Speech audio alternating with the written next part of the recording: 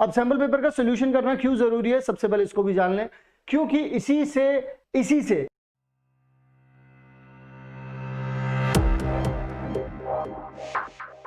Hello बच्चा party, क्या हाल चाल है आप लोगों के, कैसे हो भाई साहब सबके सब। आई होप सब बढ़िया चल रहा होगा, तैयारी भी बढ़िया चल रही होगी। जो भी कोर्स था, जो भी डिलीट हुआ, जैसा भी हुआ, वीडियोस आप लोग एज ऑब्वियस देख ही चुके होंगे। अगर नहीं देखिए तो जरूर से देख लेना, आई बटन पे मिल जाएगी, वरना कोई दिक्कत नहीं है डिस्क्रिप्शन बॉक्स में जाओ वहां मिल जाएगी, वरना वीडियो के एंड पे प्लेलिस्ट दिख जाएगी आपको। चलिए, बहुत बढ़िया, सब बहुत बढ़िया चल रहा है, बढ़िया चीजें हैं। आज बात किस बारे में करने वाले हैं? आज बात करने में उस बारे में जिसके सोल्यूशन आप लोगों को रेयरली कहीं पर मिलेंगे। फुल डिटेल्ड सोल्यूशन आप लोगों को पूरे यूट्यूब पर कहीं पर भी नहीं मिल रहा होगा, लेकिन as obvious we are doing this, हम ये चीज कर रहे हैं और आप लोगों के लिए कंप्लीट पूरा का पूरा सोल्यूशन लेकर के आ रहे हैं। ठीक है ना, तो चलिए जरा शुरू करते हैं सैंपल पेपर का सोल्यूशन। अब सैंपल पेपर का सोल्यूशन करना क्यों जरूरी है, सबसे पहले इसको भी जान लें, क्योंकि इसी से क्वेश्चंस बनते हैं। मतलब कि मैंने यहां पर क्यों लिखा है ये कि इस तरह के सवाल आएंगे इस साल, क्यों लिखा है ये? क्योंकि हर साल का पैटर्न उठा करके देख लो, जो सैंपल पेपर देता है वही सीबीएसई देता है, जो सैंपल पेपर देता है वही सीबीएसई देता है, जो सैंपल पेपर देता है वही सीबीएसई देता है। सो क्यों? क्योंकि सैंपल पेपर भी सीबीएसई देता है ना। तो क्योंकि जब वही ये चीज वही सैंपल बना रहा है भाई साहब, कभी भी कोई भी चीज बनती है पहले उसका सैंपल बनता है ना, तो सैंपल तो यही है।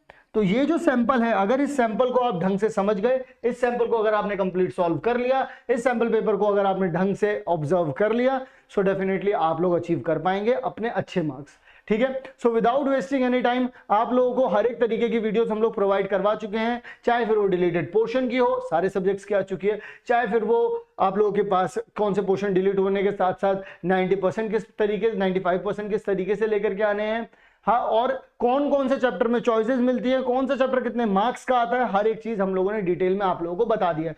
So don't worry about it, don't worry at all. Okay, कोई दिक्कत नहीं। चलिए जरा बात करते हैं, हम लोग आगे की तरफ बढ़ जाते हैं, डोंट वरी अबाउट दिस। आगे की तरफ बढ़ जाते हैं, बात करते हैं हमारे ये चीज तो मैंने बता चाहिए, तो मैं इन सब चीजों के ऊपर टाइम वेस्ट नहीं करूंगा बिल्कुल भी आप लोगों का। Let's talk about the real talk. Real talk क्या है? रियल टॉक ये है कि हम लोग हमारे पहले क्वेश्चन के बारे में यहां पर बात करेंगे आप लोगों से। ठीक है भाई, पहला क्वेश्चन बोलता है कि आप लोगों को दो चॉइसेस दे रखी है, ठीक है ना, चॉइसेस दे रखी है। सो इंटरनल चॉइसेस हैं, डोंट वरी अबाउट दिस, आराम से करेंगे इसको सॉल्व। देखिए जरा, हमारा पार्ट ए का सेक्शन ए है ये, हमारा पार्ट ए का सेक्शन फर्स्ट है ये, सेक्शन फर्स्ट। तो सेक्शन फर्स्ट को हर एक क्वेश्चन को ऐसे करना है, बिल्कुल समझ करके, कैसे हुआ, क्यों हुआ, यही क्यों हुआ, हर एक चीज जान करके, जान पहचान करके ढंग से करनी है ना। आ रही है बात समझ में? तो क्या कहता है हमारा पहला क्वेश्चन, जो कि ऑलरेडी चॉइस में है, बट देखते हैं जरा क्या कहता है ये कहता है कि check whether the function R to R, ठीक है, आर टू आर का मतलब भी मैं आप लोगों को बता दूं, this is your domain and this is your codomain, okay, this is your codomain, okay। so पहली बात तो ये ध्यान रखें। फिर उसके बाद fx जो आप लोगों को दे रखा है, कितना दे रखा है, fx इज इक्वल्स टू में आप लोगों को दे रखा है x का क्यूब दे रखा है, और इज 1 और नॉट, भाई ये 1 होगा या नहीं होगा, आपको ये बात बतानी है। सो 1 और 1 ये होगा नहीं होगा, ये प्रूव करने के हमारे पास बहुत ही सिंपल सा तरीका है। वो क्या था हमारा जो प्रोसीजर क्या था, वो क्या कहता है, late x1 and x2 to arbitrary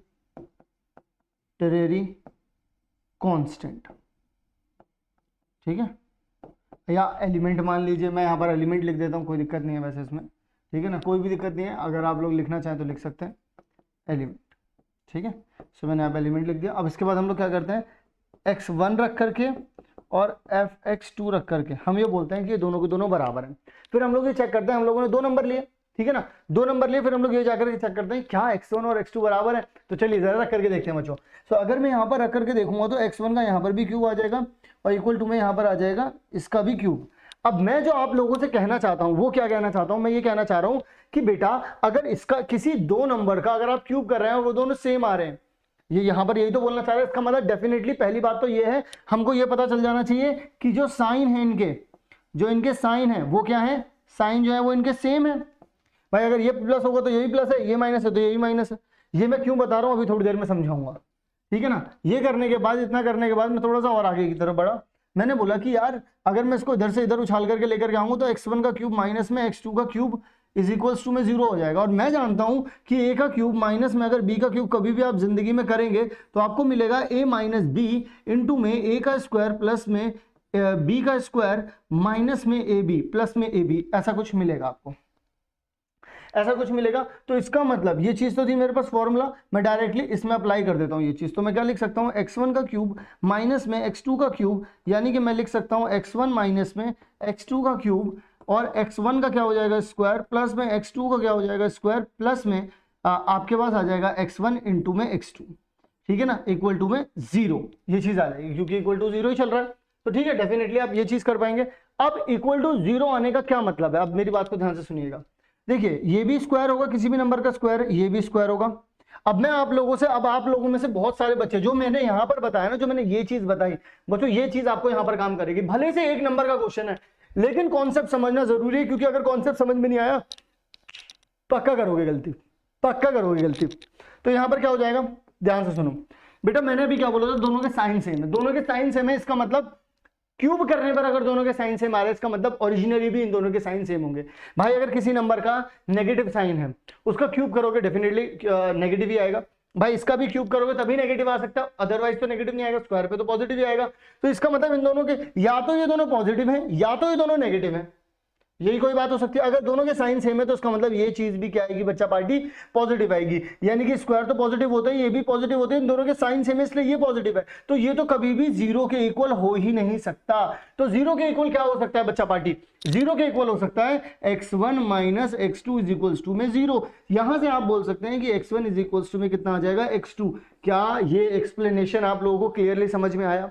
ji definitely समझ में आया होगा, क्योंकि बिकॉज इससे क्लियर कोई नहीं समझा सकता, ठीक है ना। ये बिल्कुल अच्छा सा प्यारा सा एक्सप्लेनेशन था, आई होप क्लियर हो गया होगा, ठीक है ना। यहां से क्या पता चल गया, it is 1 function, 1 function. Is it clear? आगे की तरफ बढ़े, बात करते हैं हमारे इस पर्टिकुलर जो और में जो चॉइस में दे रखा था, क्योंकि हम तो सारे करेंगे यहाँ पर सॉल्व। सो यहां पर reflexive are possible in a set, 3 element दे रखे हैं बच्चों। देखो अगर आप लोगों से कभी भी इस तरीके के क्वेश्चन पूछे जाए तो नंबर ऑफ एलिमेंट आपको कितने दे रखे हैं, नंबर ऑफ एलिमेंट आप लोगों को 3 दे रखे हैं। और अगर आप रिफ्लेक्सिव ढूंढते हैं तो आप डेफिनेटली आप ए क्रॉस ए से ही तो एलिमेंट उठाएंगे।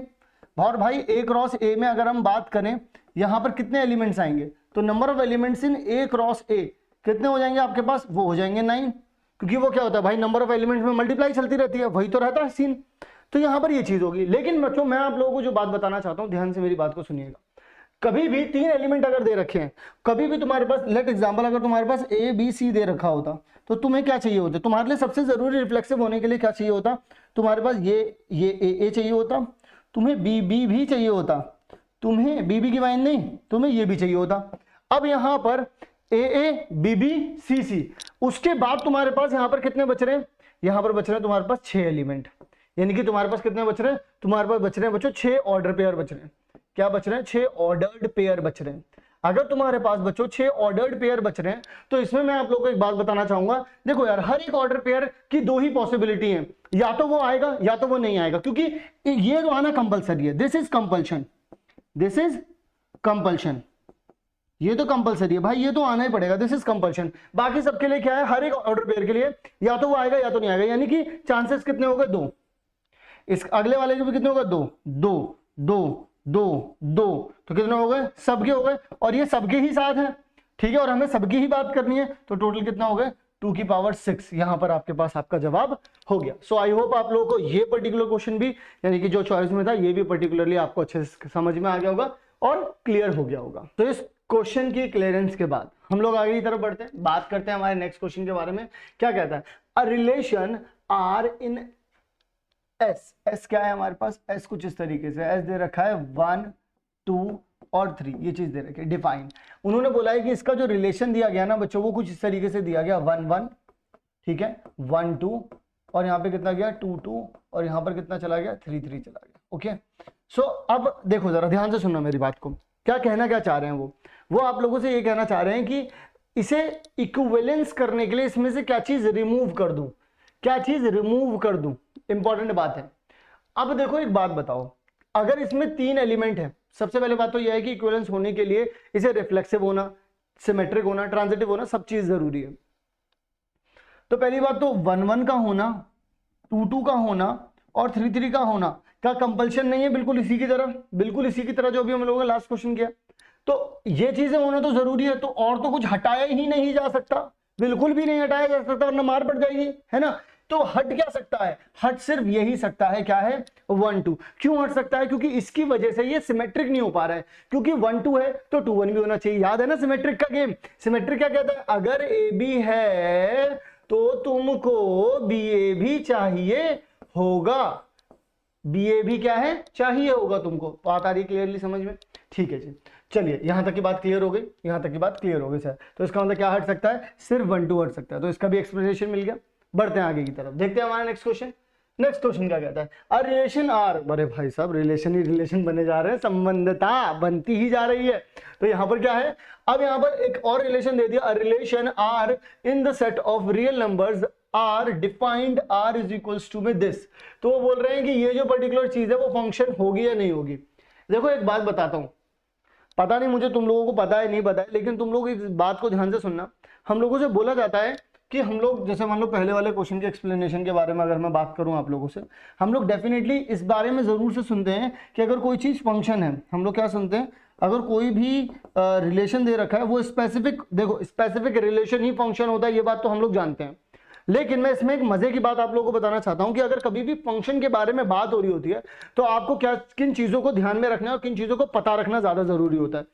भाई देखो, तुम्हें यह पता रखना ज्यादा जरूरी है कि पहली बात तो यह कि कोई भी एक चीज रख करके 2 आंसर नहीं आ सकते, यानी कि सिंगल डोमेन से 2 आंसर नहीं आ सकते, यानी एक डोमेन की 2 रेंज नहीं हो सकती। मतलब कि कभी भी तुम्हें इस तरीके की चीजें मिलेंगी कि अगर 1 रख करके ही 2 आ रहा है और 1 रख करके ही 3 आ रहा है, तो तुम देखते ही धर लोगे और बोलोगे धरे गए धरे गए। वो नहीं बोलते पुलिस वाले जब रोड पर करने आ जाओ, कोने पे ले लो इन्हें, कोने पे ले लो। या फिर तुम लोगों ने क्राइम पेट्रोल देखा होगा, तो क्राइम पेट्रोल में कहता उठा ले, उठा ले इसको, उठा ले। तो इसी तरीके से इनको भी बोला जाएगा, इनको भी उठा लो भाई, तो ये रेस में नहीं होंगे।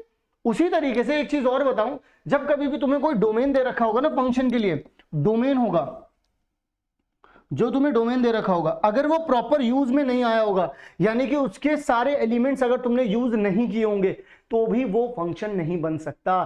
This is the new point and this is the key point. भाई साहब अगर नहीं पता था तो तुम्हारे लिए न्यू पॉइंट होगा, पता था तो देखो बहुत अच्छी बात है, कोई बहुत बड़ी बात नहीं है, पता था तो बहुत अच्छी बात है, ठीक है ना। लेकिन अगर नहीं पता था तो डेफिनेटली दिस इज योर की पॉइंट बच्चा, दिस इज योर की पॉइंट। ध्यान रखना है इस बात को, ठीक है ना। तो जरा ध्यान से सुन लीजिएगा मेरी बात को, मैं क्या कहना चाह रहा हूं। मैं ये कहना चाह रहा हूं कि डोमेन के यहां पर all elements must be in involvement,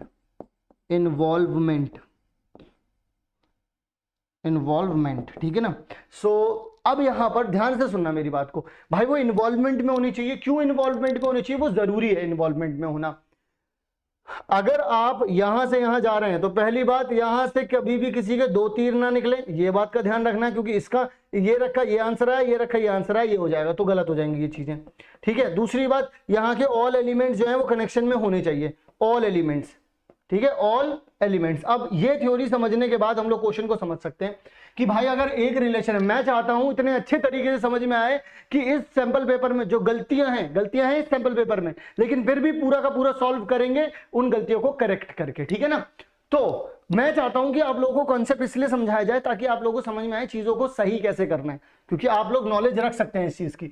तो यहां पर अगर हम लोग बात करें कि हम लोगों को ए और बी के बारे में बात करनी है, और हमसे रिलेशन कुछ बोल रखा है कि अंडर रूट में ए इज इक्वल्स टू में बी। बेटा ए जो है, तुमसे बोला गया क्या कि R in the relation of, देखो ऑफ सेट ऑफ आर, किसके ऊपर हो रहा है, आर के ऊपर है। आर का मतलब क्या होता है, ऑल रियल नंबर्स। क्या होता है, ऑल रियल नंबर्स होता है ना, ऑल रियल नंबर्स होता है। तो अब यहां से तुम्हें एक बात समझ लेनी है, क्या कर लेना है, एक बात समझ लेनी है कि यहां पर तो ऑल रियल नंबर्स आ नहीं सकते। क्यों, क्योंकि यहां पर माइनस इन्फिनिटी से 0 के बीच के तो नंबर आ ही नहीं सकते। तो क्या आप देखो, क्योंकि यहां पर इसका मतलब रिलेशन आर क्रॉस आर हो रहा है, तो all real number cross all real number हो रहा है। तो अगर all real number cross all real number हो रहा है तो क्या सारे के सारे रियल नंबर जो है वो क्रॉस हो पा रहे हैं इसके साथ? क्या सारे रियल नंबर्स आ पा रहे हैं? बेटा ये तो इतनी बड़ी रेंज जो है भाई, जीरो से यहां पर पॉजिटिव रहता है, जीरो से इधर का कुछ भी नहीं आ पा रहा है। तो क्या आप सारा यूज कर पा रहे हैं अपने डोमेन का? नहीं कर पा रहे। इसका मतलब ये फंक्शन नहीं होगा। क्या ये जस्टिफिकेशन आप लोगों को अच्छे से समझ में आया? समझ में आ रहा है हमारा डेडिकेशन? तो जरूर से हम डेडिकेशन कह रहा हूं, अगर आप लोगों को इस डेडिकेशन के साथ हमारा क्वेश्चन समझ में आ रहा है, ठीक है ना? सो डेफिनेटली आप वीडियो को लाइक करिएगा। चलिए आगे की तरफ बढ़ते हैं, बात करते हैं नेक्स्ट क्वेश्चन के बारे में। वो बोल रहे हैं कि equivalence relation R A divides into equivalence classes. अब मैं इक्विवेलेंस क्लासेस के बारे में कुछ बात बताना चाहूंगा। किसके बारे में? इक्विवेलेंस क्लासेस के बारे में कुछ बातें बता देना चाहूंगा। कौन सी बातें हैं वो? सुनिएगा इन बातों को ध्यान से।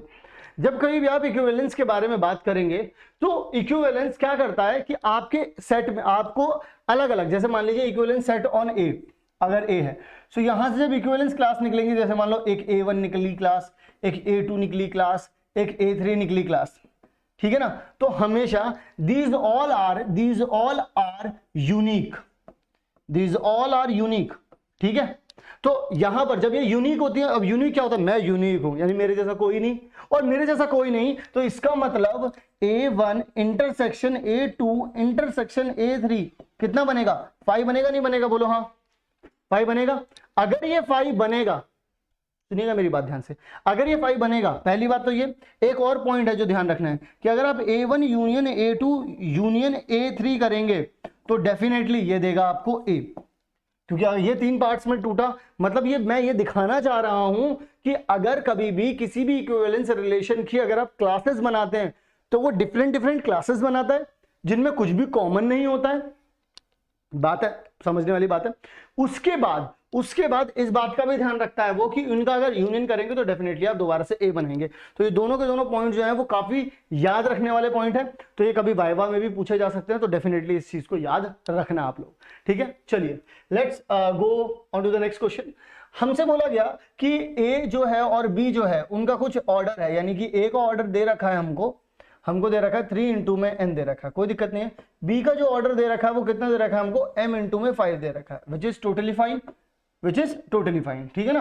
तो अगर ये बात टोटली फाइन है तो इसी के साथ एक बात और बता दें कि 5a माइनस में 3b, और वो पूछ रहे हैं यहां से कोई मान लो एक x मैट्रिक्स आ गई, उसका ऑर्डर कितना होगा ये बता दो। तो उसका order that defined, find the order of this particular. कोई दिक्कत नहीं है, मुझे तो कोई दिक्कत नहीं है। देखो बेटा एक बात ध्यान रखना, कभी भी आप लोगों को प्लस करने के लिए दिया जाए या माइनस करने के लिए दिया जाए, डेफिनेटली हमेशा ध्यान रखना कभी भी 2 मैट्रिक्स ऐड तभी हो सकती है जब उनके ऑर्डर सेम हो, कभी भी 2 मैट्रिक्स सब्ट्रैक्ट तब हो सकती है जब उनके ऑर्डर सेम हो। तो यहां पर अगर ये ऐड हो रही है तो डेफिनेटली जो इसका ऑर्डर रहा होगा वही इसका ऑर्डर रहा होगा, है ना? तो और यहां पर क्या 5 को मल्टीप्लाई करने से ए का कोई ऑर्डर चेंज होगा? नहीं जी।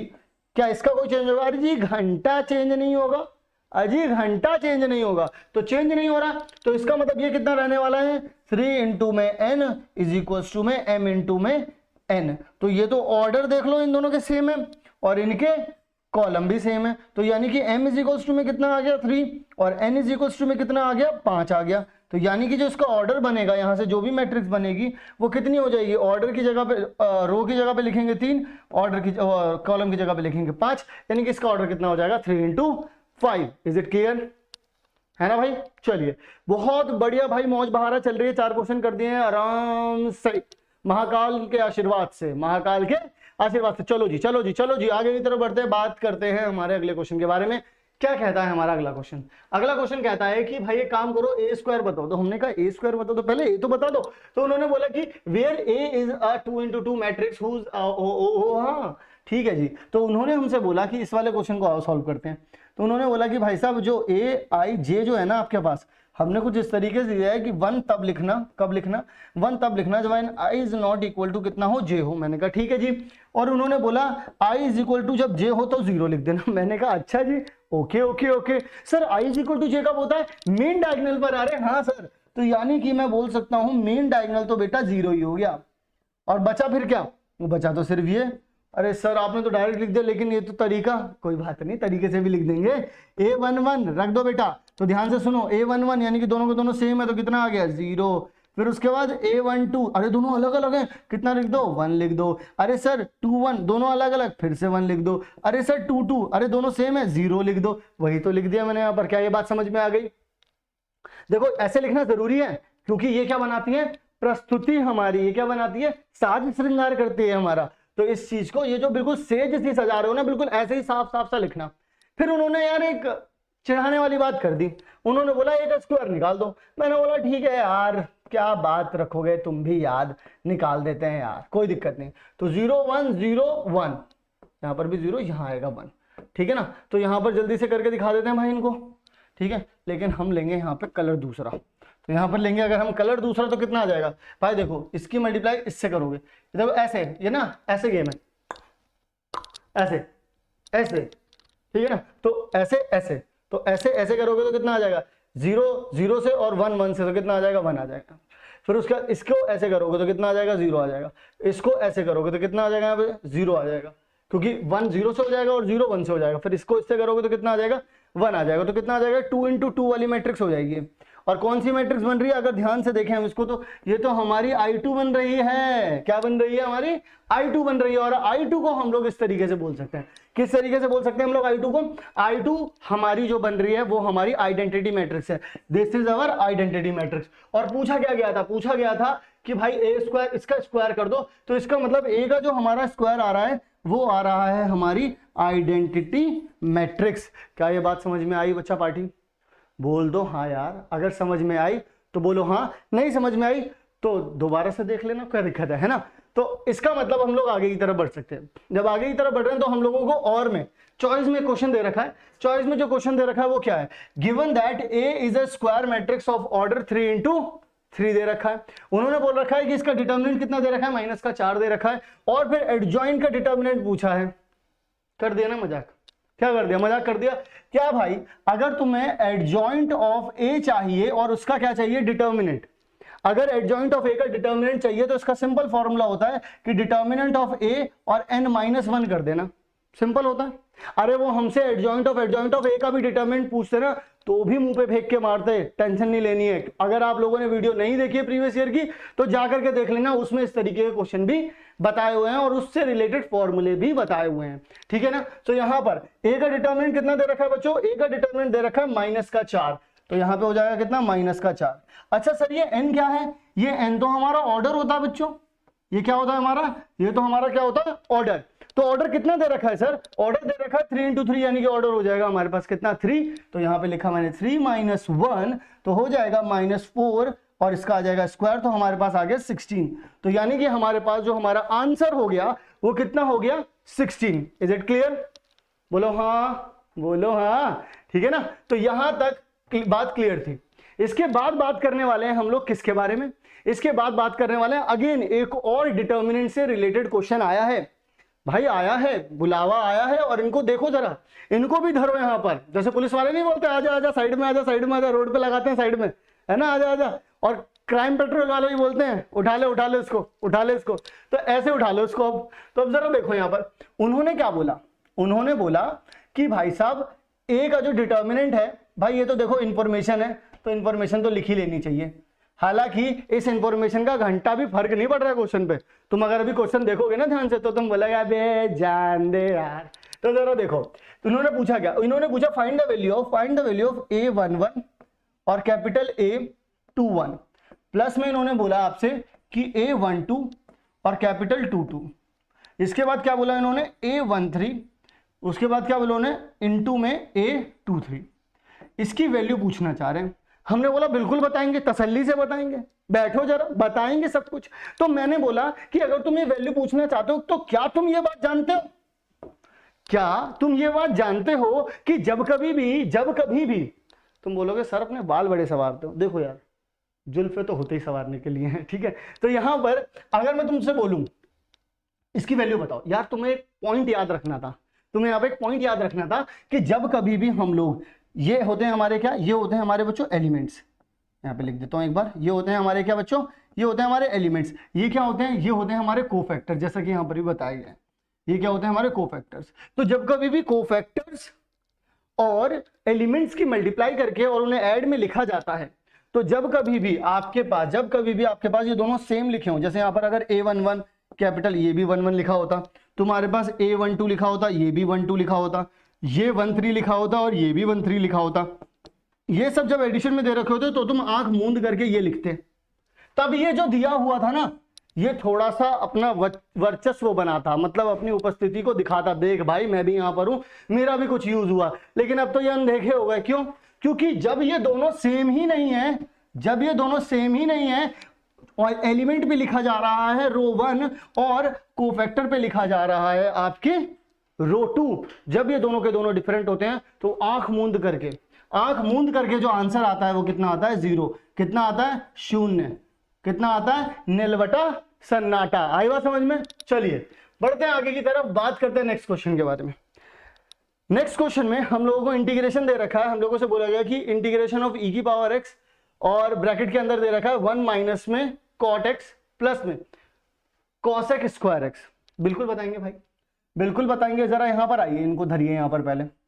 जब इंटीग्रेशन ऑफ e की पावर x 1 माइनस में cot x प्लस में cosec स्क्वायर x, सबसे पहले तो अपनी जो अप्रोच है ना उसको थोड़ा सा हम लोगों को ठीक करना होगा। जब कभी भी इस तरीके के क्वेश्चंस आप लोगों को मिलें तो आप लोग सबसे पहले तो एक बात का ध्यान रखिएगा। किस बात का ध्यान रखना है? इस बात का ध्यान रखना है कि तुम्हें 1 मार्क में मिला है क्वेश्चन, पहले तो ये जागो तुम, तो बहुत ज्यादा मेहनत तो तुमसे लोग करवाने नहीं वाले, ठीक है। कहीं ना कहीं एक ऐसा लोचा फंसा होगा तुम्हारा जहां पे तुम्हें समझना होगा कि क्या चीज ऐसी फंस रही है जो मैं इसे देख करके समझ सकता हूं। तो सारा खेल तो समझने का ही है। तुम अगर ध्यान से इसको देखोगे, किससे देखोगे? ध्यान से देखोगे तो तुम्हें पता चलेगा, अगर मैं इसका डेरिवेटिव निकाल दूं, अगर मैं इसका डेरिवेटिव निकाल दूं तो क्या यही नहीं आ जाएगा बच्चों? अरे सर इसका मतलब ये तो f डैश हो जाएगा, है ना? ये तो सर ये तो हमारा f हो जाएगा। ये क्या हो जाएगा हमारा? ये हो जाएगा हमारा f। और सर फिर तो ये जो है हमारा, ये हमारा f डैश हो जाएगा। हाँ बोलो बोलो, सही पकड़े सही पकड़े। फिर कूदो फिर से कूदो, यहाँ पे 7.6 पे आ जाओ, 7.6 पे आ जाओ। 7.6 पे क्या बोला था? e की पावर x, और अगर यहाँ पे लिखा हो fx और इंटू प्लस में यहाँ पर f डैश x लिखा हो तो आंसर क्या होता था बच्चा पार्टी? आंसर होता था e की पावर x इंटू में fx। बोलो हाँ। अरे सर ये था, हाँ बिल्कुल ये था। तो इसका मतलब मैं यहां पर क्या बोल सकता हूं कि 1 माइनस में cot x, इसको मानो क्या अपना fx मान लो। अब इसका डेरिवेटिव निकालो यानी कि f डैश x निकालो इसका। तो 1 का तो 0 है, ये तो दुनिया जान रही है आजकल। तो यहाँ कितना हो जाएगा? cosec square x। भाई ये नेगेटिव का होता है ना, तो नेगेटिव क्या हो जाएगा? प्लस हो जाएगा। तो यानी कि सर गेम तो खत्म हो गया यहाँ पर। इसका मतलब आंसर कितना आ जाएगा? e की पावर x, fx कितना है? ये है, तो आंसर कितना आ जाएगा? 1 माइनस में cot x, आंसर आ गया। और प्लस में ये तो माँ कसम है भाई साहब, ये तो सबको माँ कसम दी गई है कि जब कभी भी इंटीग्रेट करोगे तो प्लस सी लगा देना, जब डेफिनेट वाला ना हो तो। इनडेफिनेट आने वाला, ठीक है ना। अगले वाले के बारे में बात कर लेते हैं। अगला वाला जो इसके चॉइस में दे रखा है, बहुत ही लुल क्वेश्चन है, बहुत ही लुल। जरा ध्यान से देखिएगा यहाँ पर हमारे जो टाइपिंग मास्टर है उन्होंने थोड़ी सी गलती कर दी है। माइनस ए से प्लस ए तक जा रहा है, ठीक है ना। तो माइनस ए से प्लस ए तक जा रहा है। मैं क्वेश्चन को दोबारा से आपके सामने प्रस्तुत करना चाहूंगा। माइनस के π/2 से कहां तक जा रहा है? प्लस के π/2 तक जा रहा है। और यहाँ लिखा हुआ है x का स्क्वायर, और यहाँ कितना लिखा हुआ है? साइन x इंटू में कितना आ जाएगा? यहाँ पर dx आ जाएगा। कोई दिक्कत नहीं है, इसको भी सॉल्व करेंगे। किस तरीके से सॉल्व करेंगे? जब भी देखो माइनस ए से ए तक जाता है तो हम लोगों ने हमेशा से ये सीखा है कि भाई इवन और ऑड निकाल लो। यहाँ पर फंक्शन इवन है या फिर ऑड है, क्योंकि माइनस ए से ए तक जा रहा है। तो इस तरीके की प्रॉपर्टी में यही चीज सीखी थी हम लोगों ने, ताकि हमारा टाइम बचे। और मैं दोबारा से ये भी बात याद दिला दूं तुम्हें कि तुम 1 मार्क वाले पर हो, तो यहाँ पर बहुत ज्यादा मेहनत नहीं करनी है, यहाँ पर कम मेहनत है। लेकिन बस वो जो जहां पर फंसा हुआ है सारा का सारा पॉइंट, वो पता करना है हमको। जरा देखते हैं यहाँ पर कहां पर है वो पॉइंट। सो यहाँ पर मुझे क्या करना है?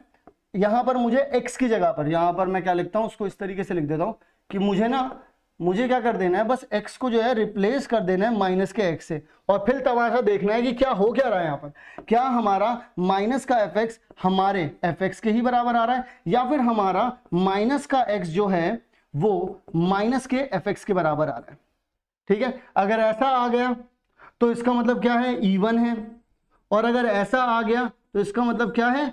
ऑड है। और अगर ऐसा आ गया तो इसका मतलब इसका आंसर तो डायरेक्टली क्या है? शून्य है, क्या है, 0 है।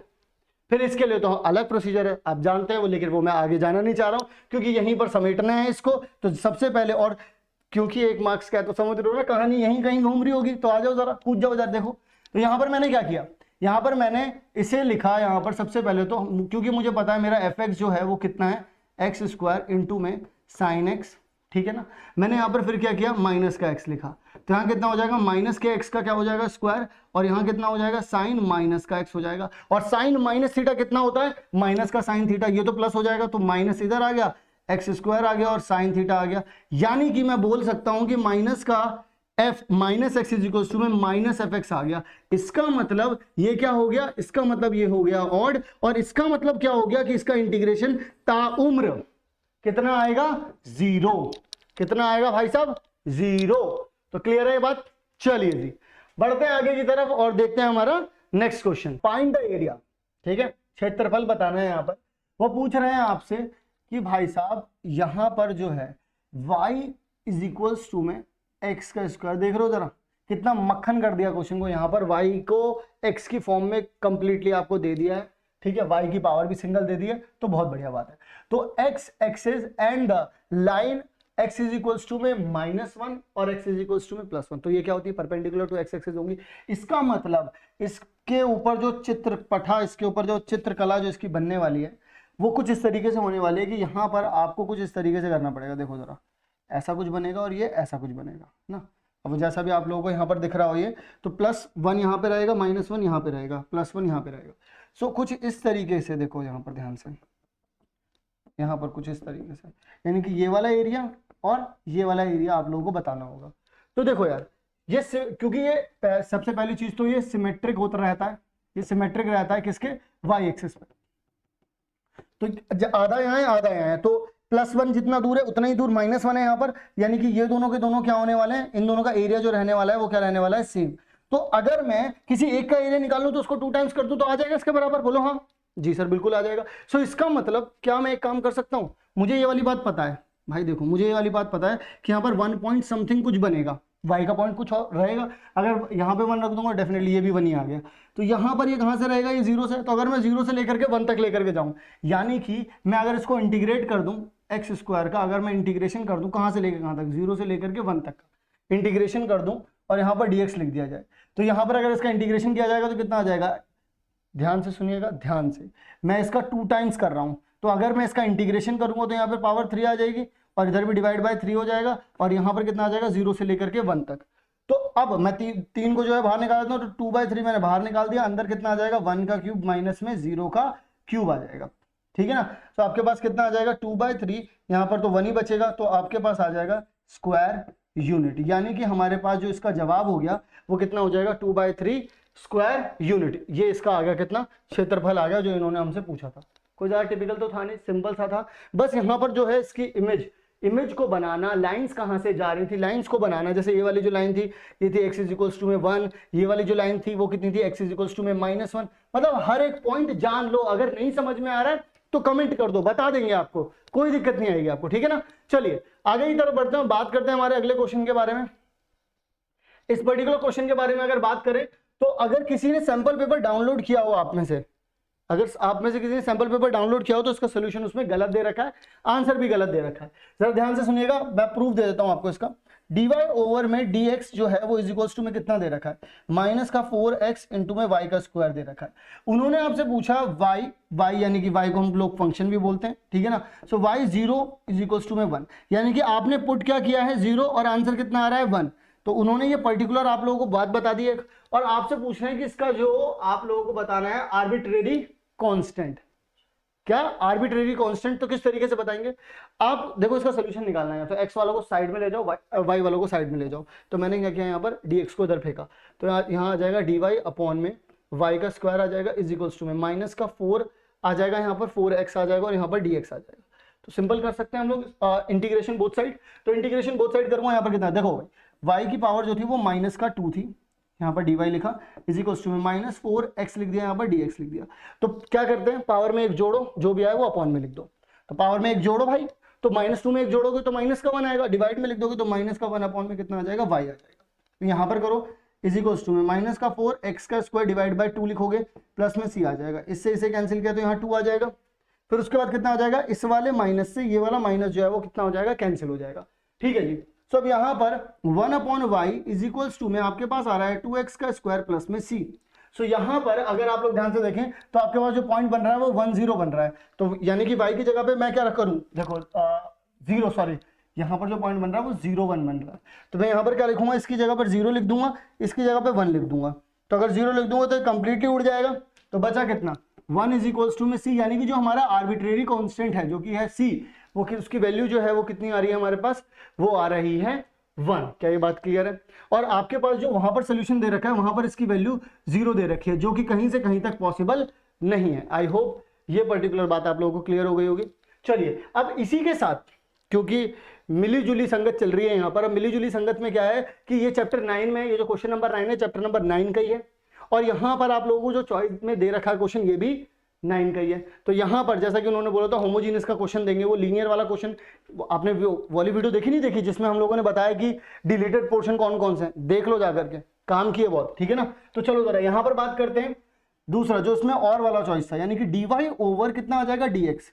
आप लोगों से पूछा गया कि यहाँ पर x का क्यूब माइनस में y की पावर n है, अपॉन में नीचे कितना दे रखा है x का स्क्वायर y प्लस में है जी, प्लस में है, तो यहाँ पर x इंटू में y का कितना दे रखा है स्क्वायर, तो कितना आ गया स्क्वायर। अब अगर आप लोग यहाँ पर डिग्री देखना चाहें तो नीचे भी देखो, यहाँ पर भी देखो, दोनों की पावर जोड़ लो कितना आ रहा है 3, यहाँ पर भी देख लो कितना आ रहा है 3। और जब हम लोग क्या करते थे, हम लोग x को भी रिप्लेस करते थे किससे, लैम्डा x से, हम y को भी रिप्लेस करते थे किससे, लैम्डा y से, करते थे नहीं करते थे, और प्रूफ करने के लिए, जानने के लिए कि वो होमोजेनस है या नहीं, यही तो करते थे।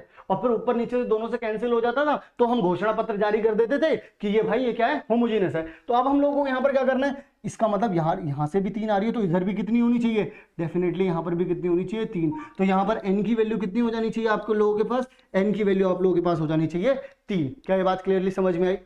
जो यहाँ पर इन लोगों ने हमसे पूछा था कि भाई n की वैल्यू बता दो, what will the value of n, तो हम लोगों ने बता दी क्या रहेगी, n रहेगी। किससे बताई, कॉन्सेप्ट से। क्या इस तरीके के कॉन्सेप्ट सर आप लोग, वो लोग जो है हमसे वाइवा में ही पूछ सकते हैं? बिल्कुल पूछ सकते हैं बच्चों, बिल्कुल पूछ सकते हैं। इसीलिए तो हम लोग आप लोगों को हर एक चीज का कॉन्सेप्ट बता रहे हैं, ठीक है। चलिए जरा आगे की तरफ बढ़ते हैं, बात करते हैं कि find the unit vector in the direction opposite to this.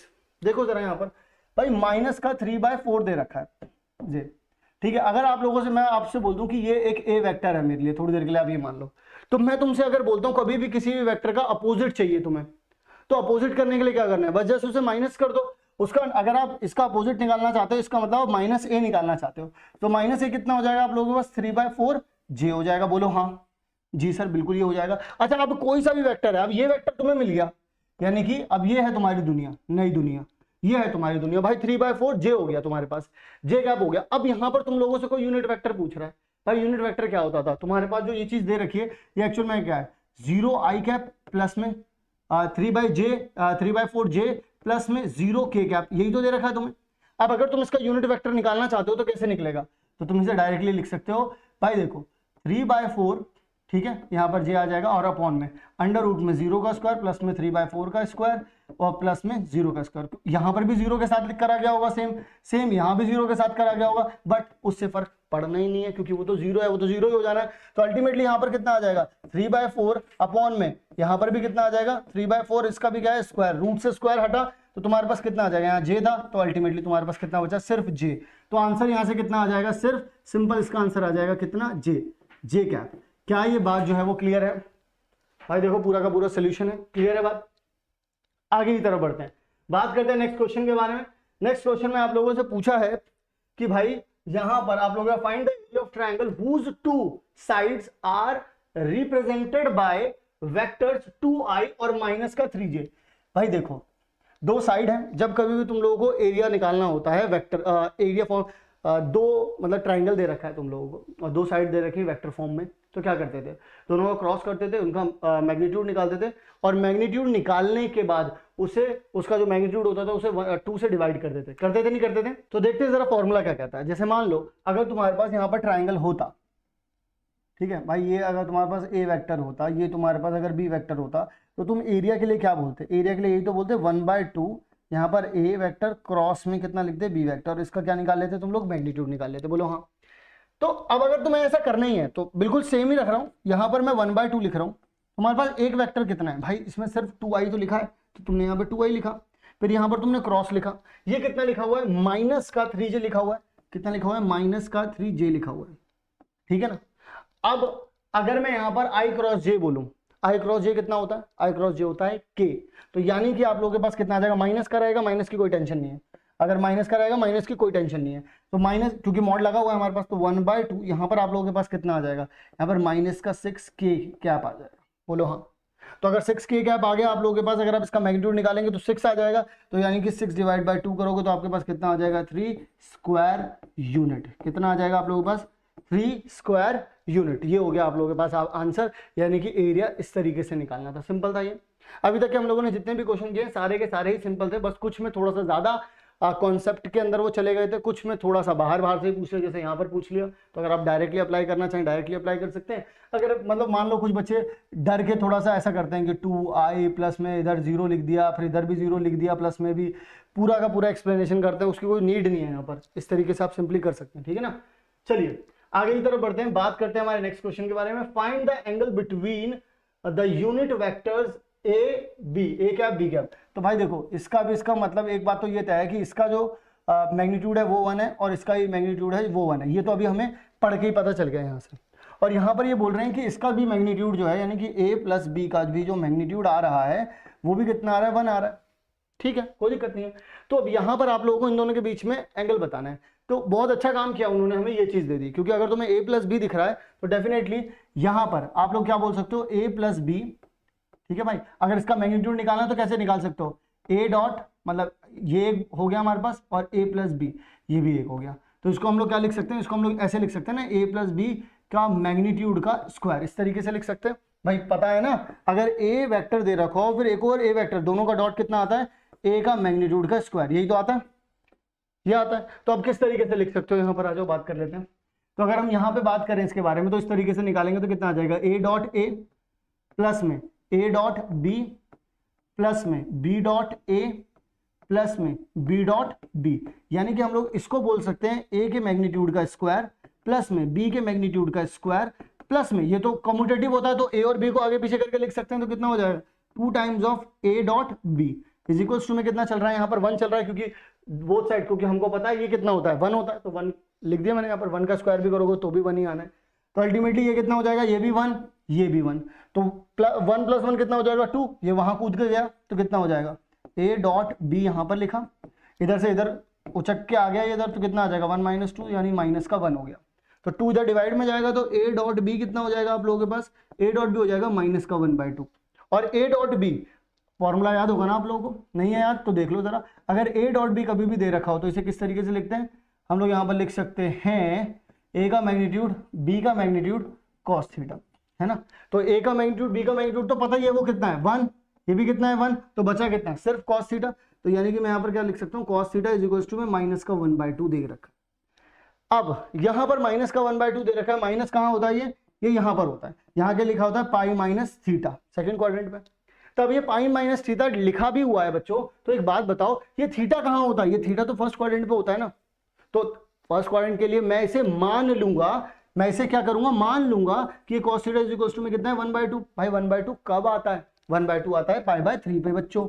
तो पाई/3 पे आता है, इसका मतलब मैं क्या लिख सकता हूँ, पाई माइनस में पाई/3, यानी कि मैं लिख सकता हूँ इसे 2 पाई/3। क्या ये बात क्लियर हो गई, बोलो हाँ, 2 पाई/3। तो इसका मतलब 2 पाई/3 आप लोगों के पास आपका जवाब आ गया, ये आपके पास आपका एंगल आ गया है। क्या ये बात क्लियर है, ए और बी के बीच का जो एंगल था वो कितना आ जाएगा आप लोगों के पास, 2 पाई/3। क्लियर है बात, ए और बी के बीच का एंगल। चलिए आगे की तरफ बढ़ते हैं, बात करते हैं नेक्स्ट क्वेश्चन के बारे में। अगला क्वेश्चन जो है, देखो भाई अगला क्वेश्चन जो है वो क्या दे रखा है आप लोगों को, दे रखा है direction cosine of the normal to YZ plane. ठीक है, तो इसको थोड़ा सा ढंग से समझते हैं, इसको समझ के करेंगे, ठीक है ना।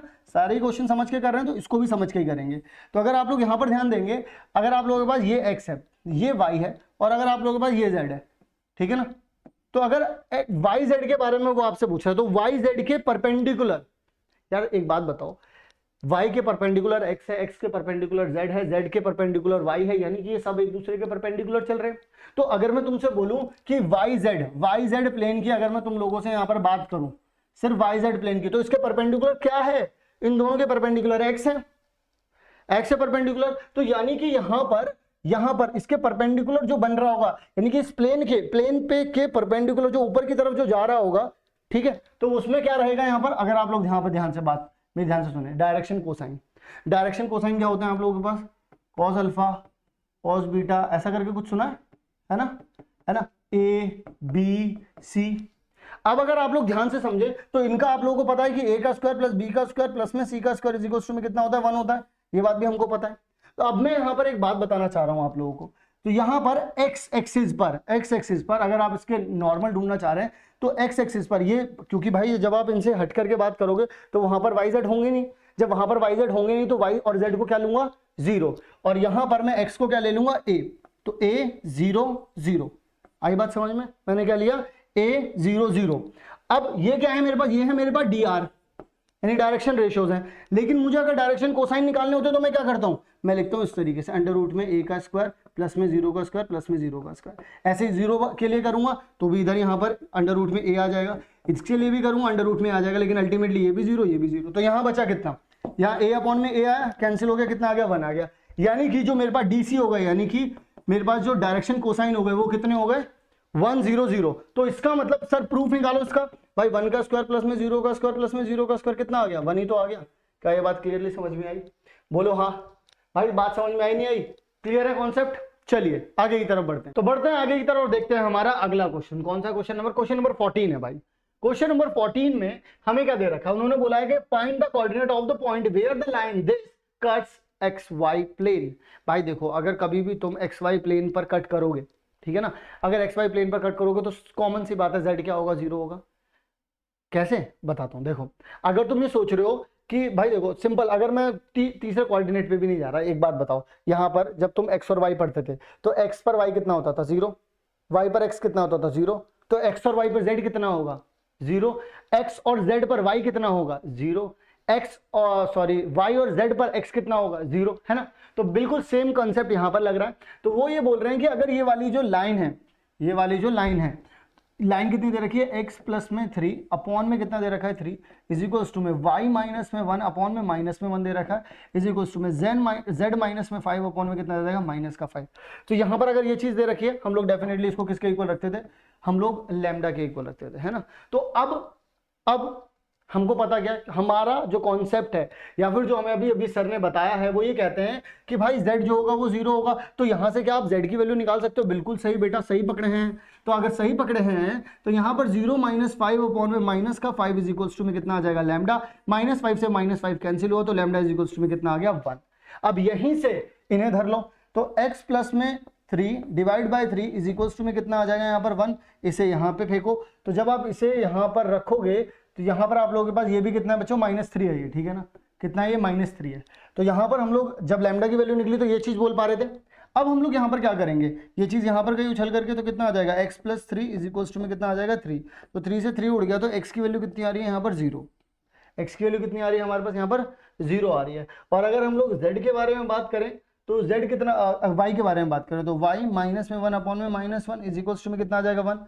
तो यहाँ पर ये चीज यहाँ पर गई तो y is equals to y minus 1 is equals to में माइनस का 1, तो माइनस से माइनस कैंसिल हो गया। तो हमारे पास कितना आ जाएगा यहाँ पर? y इज इक्वल्स टू में कितना आ जाएगा? 0। y 0 आ गया, x 0 आ गया, और z हम लोगों ने पहले से 0 बता दिया था, तो कितना आ गया? 0 0 0। ये हमारे पास हमारा कंप्लीट पॉइंट हो गया कि एक वो वाला पॉइंट जहां पर जो x है वो 0 रहेगा आप लोगों का, वो ये वाला पॉइंट है। कौन सा पॉइंट? इसे आप ओरिजिन कह सकते हैं, इसे आप सिंपली 0 0 0 पॉइंट भी बोल सकते हैं, कोई दिक्कत नहीं है इसमें, ठीक है ना। चलिए let's go to our next question. भाई साहब देखो, अगला क्वेश्चन जो है वो आप लोगों को क्या दे रखा है, समझना है पहले क्वेश्चन को, क्योंकि प्रोबेबिलिटी का क्वेश्चन है। अगर समझ में नहीं आएगा तो सोल्यूशन भी नहीं आएगा समझ में आप लोगों के। अगर क्वेश्चन समझ नहीं आया तो सोल्यूशन भूल जाना फिर, कि सोल्यूशन भी समझ में आएगा। तो पहले कहां ध्यान देना है? क्वेश्चन पे ध्यान देना है। तो बिल्कुल चौकन्ने होकर के बैठो, यहां पर ध्यान से समझो।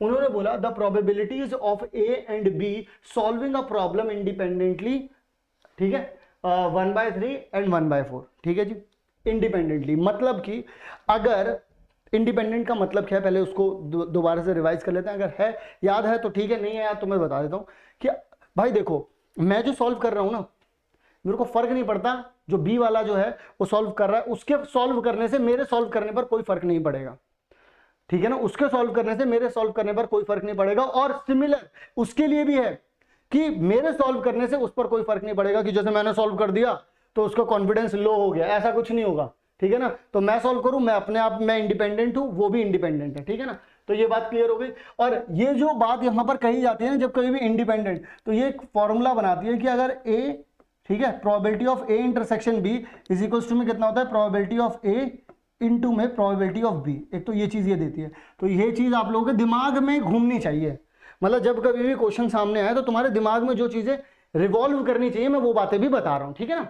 तो चलिए, अब आपको पता चल गया प्रोबेबिलिटी ऑफ ए कितनी है हमारे पास, वो है आप लोगों के पास 1/3, और प्रोबेबिलिटी ऑफ बी जो है हमारे पास वो कितनी है हमारे पास 1/4, ठीक है जी। आगे की तरफ बढ़ता है, respectively if both of them, दोनों के दोनों ट्राई करते हैं, try to solve the problem independently. अब वो सॉल्व करने जा रहे हैं, ठीक है ना। सॉल्व करने की प्रोबेबिलिटी आपको ये बताई गई है। उसके बाद वो बोल रहे हैं what is the probability that the problem is solved. भाई वो देखो, वो दोनों के दोनों गए, if both of them try to solve the problem independently, what is the probability that the problem is solve. Problem जो है वो सॉल्व हो ही जाएगी, इसकी क्या प्रोबेबिलिटी होगी। लेट मी क्लियर, देखो ध्यान से सुनो मेरी बात को। उन्होंने बोला दोनों को दोनों इंडिपेंडेंट है, दोनों को एक दूसरे से घंटा फर्क नहीं पड़ता, पहली बात तो ये। फिर उसके बाद उन्होंने बोला कि वो बोल रहे हैं कि यार ये बताओ कि वो सॉल्व हो ही जाएगी, तो क्यों ना हम एक काम करें, हमको ये तो पता है कि टोटल प्रोबेबिलिटी कितनी होती है, 1 होती है। अगर मैं किसी तरीके से, ध्यान से सुनिएगा मैं जो कहना चाह रहा हूं, अगर मैं किसी तरीके से एक काम कर दूं कि उस 1 में से वो वाली प्रोबेबिलिटी हटा दूं जिसमें ये दोनों के दोनों ही सॉल्व नहीं कर पा रहे हैं, तो मुझे वो मिल जाएगी ना कि दोनों के दोनों ने सॉल्व कर दिया। भाई देखो, दोनों के दोनों सॉल्व नहीं कर पा रहे हैं, अगर उसमें से हटा दी तो वो जगह, वो स्पेस मिल जाएगा जहां पे वो लोग सॉल्व कर पा रहे हैं। इसका मतलब अगर मैं किसी तरीके से, मतलब कि ये देखो भाई, ए बी डैश लगाया मैंने, क्यों, क्योंकि नॉट वाला आ गया यहां पर। अगर ये वो नहीं कर पाएगा तो प्रोबेबिलिटी कितनी आएगी, 1 में से माइनस करो कितना आ जाएगा, 2/3। भाई अगर ये जो है ये नहीं कर पाया तो यहां पर कितनी आ जाएगी, यहां पे आ जाएगी 3/4, है ना। ये बात क्लियर है, यहां पर ये बात तो क्लियर होगी एकदम, ठीक है जी। चलिए आगे की तरफ बढ़ जाते हैं। अब उन्होंने बोला 1 माइनस, भाई मैंने कहा ये तो टोटल है मेरे पास, ये तो पूरी दुनिया है मेरे पास, और इसमें इस पूरी दुनिया में से मैं उन लोगों को हटाने वाला हूं जहां पर ए भी नहीं कर पाएगा और बी भी नहीं कर पाएगा। तो जब ए भी नहीं कर पाएगा और बी भी नहीं कर पाएगा, तो मैं उस जगह को ये बोल सकता हूं, नहीं बोल सकता, नहीं तो अब आप में से बहुत सारे बोल रहे होंगे क्यों कर रहे हो मल्टीप्लाई, क्यों कर रहे हो। मैं आपको ना इसके पीछे का एक सिंपल लॉजिक बताता हूं। क्या आप इसको ये चीज लिख सकते हो, देखिएगा जरा यहां पर मैं यहां पर इसको हटाता हूं, ठीक है ना। मैं इसकी जगह पर ना ये चीज लिखता हूं, बहुत सारे लोगों को अच्छे से समझ में आएगा कि अगर मैं बोलूं इंटरसेक्शन ऑफ, भाई ए भी ना कर पाए और बी भी ना कर पाए, मैं सिर्फ वो वाली गलती हटाना चाहता हूं तुम्हारे पास से, वो वाली गलती हटाना चाहता हूं जहां पर ए बोल रहा था मैं भी नहीं कर पाया, अभी बोला मैं भी नहीं कर पाया। तो जब वो दोनों नहीं कर पाए ना, उसका जो कॉमन एरिया है, लेकिन क्योंकि इंडिपेंडेंट है, तो इस जगह पर मैंने बोला था ना, देखो इससे ध्यान रख लेना, तो देखो यही काम आ गया यहां पर। इस जगह पर आप ये लिख सकते हो, नहीं लिख सकते, बताओ ये चीज लिख सकते हो, नहीं लिख सकते, बोलो हाँ जी सर लिख सकते हैं। तो इसका मतलब 1 माइनस में अगर आप लिखेंगे पी ए डैश और पी बी डैश, दोनों को मल्टीप्लाई में लिखना है क्योंकि वो तो फॉर्मूला ही है। तो 1 माइनस में कितना आ रहा है यहाँ पर 2/3 आ रहा है, इंटू में 3 बाय कितना आ रहा है 4 आ रहा है, तो यहाँ से 3 से 3 गया, 2/3 3/4, और यहाँ पर इसे कैंसिल किया तो आपके 1 माइनस में 1/2 आ गया, तो आपके पास आंसर कितना आ जाएगा 1/2 आ जाएगा। तो 1/2 जो है उसकी प्रोबेबिलिटी हो जाएगी। क्या ये बात समझ में आई? नहीं आई तो वीडियो को थोड़ा सा पीछे करो, पूरा का पूरा एक्सप्लेन करा है, अच्छे से करा है, ध्यान से समझ लेना। अगर नहीं समझ में आया तो जरूर से कमेंट करके बता देना, मैं जरूर से आप लोगों को कमेंट में भी रिप्लाई करूंगा, ठीक है जी। चलिए आगे की तरफ बढ़ते हैं, तो बात करते हैं हमारे अगले क्वेश्चन के बारे में। अगला क्वेश्चन भी प्रोबेबिलिटी से ही है, कहते हैं कि the probability that it will be rain on any particular day, मतलब किसी भी दिन रेन होगी तो उसकी जो मतलब उन्होंने बताया चांसेस कितने बताया 50%, यानी कि प्रोबेबिलिटी कितनी होगी 1/2। भाई ये किसकी है? ये होने की है। किसकी? होने की। और अगर बात करी जाए ना होने की, किसकी? अगर बात करी जाए ना होने की, तो ना होने की भी कितनी हो जाएगी आप लोगों के पास? वो भी है 1/2। भाई अगर 50% होने की तो ना होने की भी कितनी होगी, 50% होगी। तो इसका मतलब अब आप लोगों को आगे पढ़ लेना चाहिए, ठीक है ना। सो यहाँ पर अगर मैं आप लोगों से बोलूं find the probability that it rains only on 4 days of the week, first 4 days of the week. अब आप में से बहुत सारे लोग बोलेंगे कि यार मैं सोचता हूँ कि संडे से दिन शुरू होता है, या फिर कोई बोलेगा मेरे हिसाब से मंडे शुरू होता है। देखो इन सब बातों का कुछ फर्क नहीं पड़ता उस पर, ठीक है ना। क्यों? क्योंकि अगर तुम मान लो यहाँ पर मंडे है, ठीक है, मैं तो यहाँ मंडे लिखे दे रहा हूँ, संडे लिखना हो तो आप संडे लिख देना। तो यहाँ पर ट्यूसडे है, यहाँ वेडनेसडे है, फिर यहाँ पर थर्सडे है, फिर यहाँ पर फ्राइडे है, फिर यहाँ पर सैटरडे है, फिर उसके बाद यहाँ पर संडे है, ठीक है। इस तरीके से लिख दिया। यार कोई से भी 4 दिन उठा लो, क्या फर्क पड़ता है, ठीक है। जब तुम्हारा ऑफ है फिर उसके बाद के 4 दिन उठा लो, ठीक है। वैसे तो अब तुम्हारा ऑनलाइन चल रहा है सब कुछ, ठीक है ना। तो अब यहाँ पर अगर ध्यान से समझोगे तुम लोग तो तुम्हें पता चलेगा कोई से भी 4 दिन उठाओ। जैसे लेट से मैं यहाँ से शुरू कर रहा हूँ, मैं आपको कहीं से भी करने के लिए कह रहा हूँ, ठीक है ना। सो यहाँ पर मैंने यहाँ पर बोला कि यार यहाँ पर बारिश हो सकती है, ठीक है। यहाँ पर बारिश होने की प्रोबेबिलिटी कितनी है, 1/2। यहाँ पर भी होने की कितनी है, 1/2। यहाँ पर भी होने की कितनी है, 1/2। यहाँ पर भी होने की कितनी है, 1/2। लेकिन अगर तुम क्वेश्चन की पहली लाइन को समझोगे तो पहली लाइन क्या कह रही है कि अगर it will be rain on a particular day पर बारिश होने की प्रोबेबिलिटी ही बेटा 1/2 है। तो यहां पर तो हर दिन की प्रोबेबिलिटी ही 1/2 होनी चाहिए बेटा, होने की और ना होने की भी 1/2 है। लेकिन वो बोल रहे हैं कि वीक के 4 दिन में बारिश जो है वो होगी, तो और इसका मतलब बाकी के 3 दिन नहीं होगी। तो बाकी इस इतने होने की और इतने ना होने की, ये दोनों काम होंगे? पहले ये बताओ, ये दोनों काम होंगे नहीं होंगे? ये दोनों काम होंगे। इधर 4 दिन बारिश होगी, इधर 3 दिन बारिश नहीं होगी, इसकी प्रोबेबिलिटी बतानी है। तो जब इस दिन भी होना ही है, ये होना ही है, ये होना ही है, ये होना ही है, तो सेंस ऑफ कंपल्शन, ये चीज होनी ही है। तो इसका मतलब यहां पर क्या आ जाएगा, 1/2 इंटू में 1/2 इंटू में 1/2 इंटू में 1/2। फिर इसके बाद ये तो होना ही है, फिर नहीं होने की यहां पर कितना हो जाएगा भाई, ये भी नहीं होना है, 1/2 1/2 या 1/2। और ये दोनों काम होने ही होने हैं, तो यहां पर भी कितना आ जाएगा, इंटू आ जाएगा। तो आपके पास कितना आ गया, 1/2 की होल पावर कितनी हो जाएगी, 4, और इंटू में 1/2 की होल पावर कितनी हो जाएगी, 3। यानी कि आपके पास कितना आ जाएगा, 1/2 की पावर 7 आ जाएगा। क्या ये बात क्लियर है आप लोगों को? भाई देख लो, बात समझ में आई या नहीं आई? क्लियर है बात? मैंने बस जो उन्होंने बोला वही काम किया, प्रोबेबिलिटी निकाल के रख ली कि भाई जिस दिन हो सकती है, नहीं हो सकती, उनकी प्रोबेबिलिटी निकाल के रख लो। जिन दिनों में होनी है उन्होंने बोला है कि only on first 4 days of the week. तो वीक कहीं से भी शुरू करना है वहां से शुरू कर लो, बचे हुए 3 ही दिन होंगे और सेम प्रोबेबिलिटी है। यहां पर अगर 1/2 है तो बाकी जगह पे भी 1/2 ही रहने वाली है, होने और ना होने की। उसके ऊपर हम लोग पहले ही डिस्कस कर चुके हैं। सो आई होप आप लोगों को ये पर्टिकुलर क्वेश्चन भी बहुत अच्छे से क्लियरली समझ में आ गया होगा। तो हम लोगों ने पार्ट ए का सेक्शन 1 जो था वो कंप्लीट कर लिया है, अच्छे से समझ लिया है। वीडियो अच्छी लगी तो जरूर से लाइक कर देना, अपने सारे दोस्तों के साथ शेयर कर देना। और सैंपल पेपर देख लिया है, अगर डिलीटेड पोर्शन नहीं देखा है वो जाकर के देखो सबसे पहले। उसके बाद कौन से चैप्टर्स में से चॉइस आने वाली है वो जाकर के देखो, ठीक है। फिर उसके बाद प्रीवियस ईयर क्वेश्चन जिनके ऊपर आप लोगों के इस साल के क्वेश्चन आने वाले हैं उन्हें भी जाकर के देखो, ठीक है। तो चलिए मैं मिलता हूं आप लोगों से नेक्स्ट वीडियो में विद सेम एनर्जी। चलिए तब तक के लिए बाय और अपना रखिए आप लोग।